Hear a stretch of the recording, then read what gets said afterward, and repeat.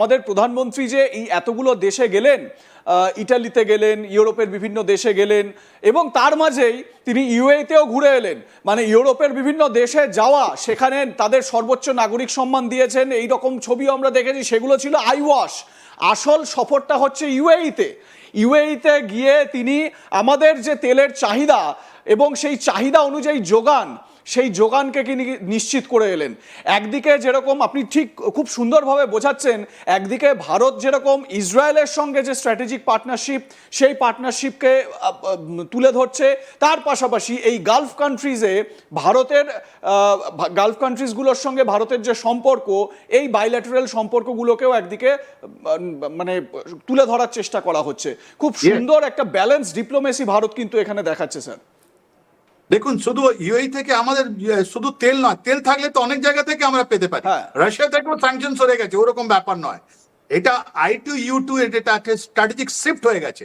আপনি সৌদি আরবে দেখুন কার বেশি ট্রুপস আছে এখন। পাকিস্তান একটা নতুন অ্যাক্সিস ওখানে গড়ে তুলেছে। পাকিস্তান আছে, ওর মধ্যে সৌদি আরবিয়া আছে, ওর মধ্যে তুরস্ক আছে, রাইট?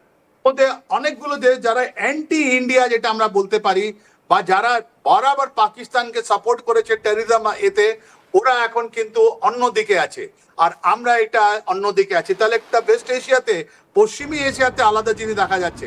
তাই জন্যে এই যে আপনি ট্রাম্পে যেটা আপনার এক্স হ্যান্ডেলের টুইটারটা দেখাচ্ছেন, যার মধ্যে বলছেন যে আব্রাহাম অ্যাকর্ডের মধ্যে সবাইকে আসতে হবে, আর ইউএই এন্ড জর্ডান অলরেডি আছে, ওর মধ্যে বলছে আপনার টার্কিকে তুরস্ককে আসতে হবে, ওর মধ্যে ইজিপ্টকে আসতে হবে, ওর মধ্যে সৌদি আরেবিয়াকে আসতে হবে, ওর মধ্যে পাকিস্তানকে আসতে হবে, ওমানকে আসতে হবে, বাহরিনকে আসতে হবে। পাকিস্তান তো বললো আমরা করব না। তাহলে তার মানে কি হলো? ওরা স্পষ্টভাবে বুঝিয়ে দিল এই I2U2 এগেইনস্টে পাকিস্তান আছে। That is point one. এটা এক্সপোজড, এটা ইনভিজিবল ছিল।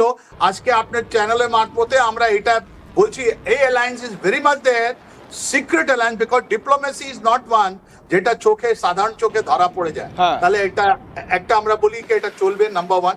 নাম্বার টু, এখন দেখুন যতগুলো আপনার রেকর্ড হচ্ছে, এর মধ্যে তো 26 ফেব্রুয়ারি এই ওমান আপনার এইটা সুইজারল্যান্ডে গিয়ে একদিকে আমাদের উইটকফ এন্ড জাভেদ কুশনার, অন্যদিকে আর এদের ছিলেন আরগাছি, ওরা ফরেন মিনিস্টারের সঙ্গে তো ওদের চুক্তি হওয়ার জন্য পেনও কিনে নিয়েছিলেন।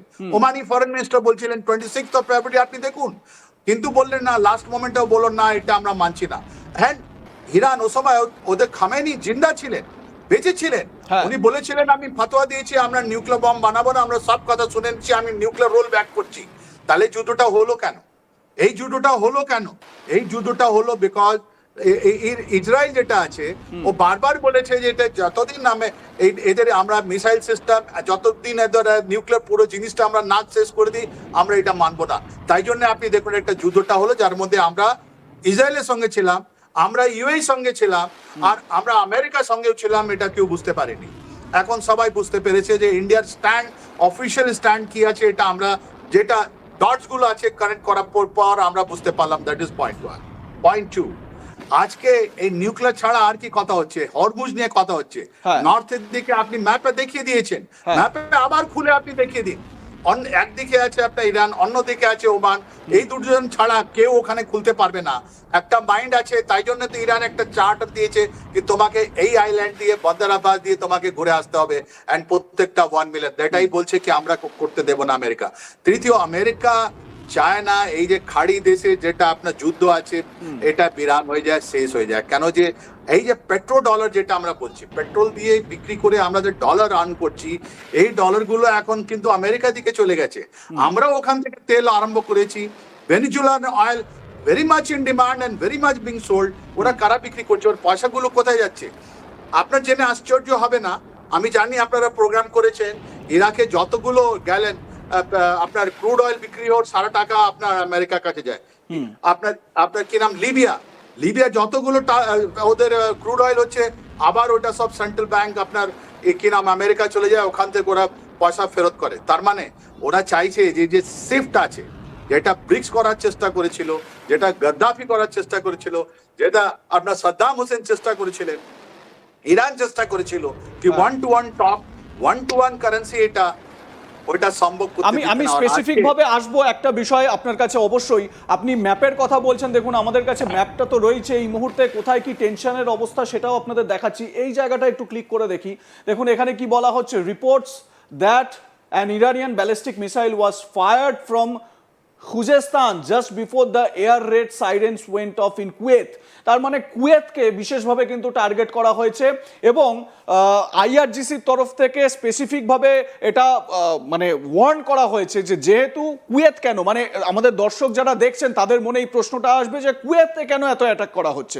আপনাদের বলে রাখি এই জায়গাটা একটু দেখে রাখুন। আমরা এর আগে আলোচনা করেছি আগেও যে আমাদের এই যে কুয়েত বলে যে জায়গাটি রয়েছে, মানে আরবিয়ান কান্ট্রি, কুয়েত এবং কাতার, এই দুটো জায়গা, এই যে কুয়েত এখানে আর এই হচ্ছে কাতার, এই দুটো জায়গায় কিন্তু এই দেখুন একই ফ্রেমে আপনারা দেখতে পাচ্ছেন কাতার এবং কুয়েত, এই দুটো জায়গায় কিন্তু আমেরিকার এয়ারবেস, মানে সব থেকে শক্তিশালী স্ট্রং হোল্ড বলা যেতে পারে আমেরিকার এই দুটো জায়গাতেই।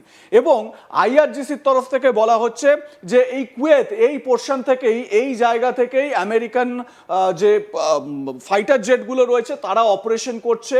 এবং এই জায়গায় এই এয়ারবেসকে যদি একেবারে অপারেশন বন্ধ করে দেওয়া যায় এবং মানে বলা যায় যে যদি যোগাযোগ বিচ্ছিন্ন করে দেওয়া যায়, তাহলে কিন্তু বলা যেতে পারে যে আমেরিকা পুরোপুরি একদম ওখানে ধ্বস্ত হয়ে পড়বে। সেই কারণে ইরান কিন্তু কুয়েতকে টার্গেট করেছে।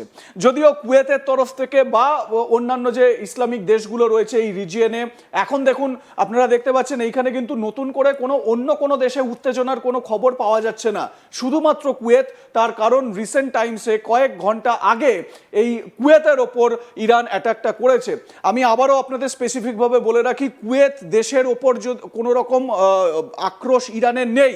ইরান কিন্তু অ্যাটাক করেছে ইউএসএর এয়ারবেসে এবং ইউএসএ যাতে কোনো রকমভাবে সংশোধন না পায় বা কোনো রকমভাবে ইরানে অ্যাটাক করার কোনো রকম প্ল্যান করতে না পারে, সেই কারণেই কিন্তু ইরানের এই টার্গেট এবং কুয়েতের এই এয়ারবেসকে উদ্দেশ্য করে কিন্তু ইরানের এই ধরনের অ্যাটাকগুলো হচ্ছে। এবারে দেখুন এই জায়গাটাতেও দেখালাম, এখানেও একটা মিসাইল অ্যাটাক। কোথায়? এই যে খুজেস্তান প্রভিন্স, এই জায়গা থেকে একটা মিসাইল এখানে অ্যাটাক হয়েছে। তার পাশাপাশি কুয়েত দেখাচ্ছি, একই সঙ্গে আমরা একটু ইসরায়েল দেখাচ্ছি। দেখুন ইসরায়েলও কিন্তু লেবাননে হেজবোল্লার টার্গেটগুলোকে কিন্তু অ্যাটাক করে যাচ্ছে। জায়গায় জায়গায় হেজবোল্লার যে টার্গেট রয়েছে সেখানে অ্যাটাক হচ্ছে এবং সেই জায়গাগুলোকে কিন্তু টার্গেট করছে ইসরায়েল। এবং ইসরায়েল এই বরাবরই তারা কিন্তু একটা কথা বলেছে যে এই যুদ্ধবিরতির সঙ্গে, যে যুদ্ধবিরতি ইরান এবং ইউএসএ ইসরায়েলের মধ্যে চলছিল, এই যুদ্ধবিরতির সঙ্গে কিন্তু হেজবোল্লার যে জঙ্গি গোষ্ঠীগুলো রয়েছে বা হেজবোল্লার যে মানে অপারেশন পয়েন্টগুলো যেগুলো রয়েছে লেবাননে, সেই জায়গাগুলোতে অ্যাটাক করা ইসরায়েল ছাড়বে না, কারণ সেটা এই শান্তি চুক্তি বা এই সিজফায়ারের মধ্যে আসে না। এবারে আমরা যদি এক এক করে জায়গাগুলো দেখি, এই যে এইখানে অনেকগুলো নোটিফিকেশন আমরা দেখতে পাচ্ছি। দেখুন এইখানে কি বলা হচ্ছে, ইরানিয়ান মিডিয়া কি বলছে, fire in an administrative building at Khomeini airport near Tehran. তেহরানের যে দুদিন আগের এটা আপডেট দেওয়া হয়েছে, খোমেনেই এয়ারপোর্ট রয়েছে তেহরানে, সেইখানে আগুন দেখা গিয়েছে।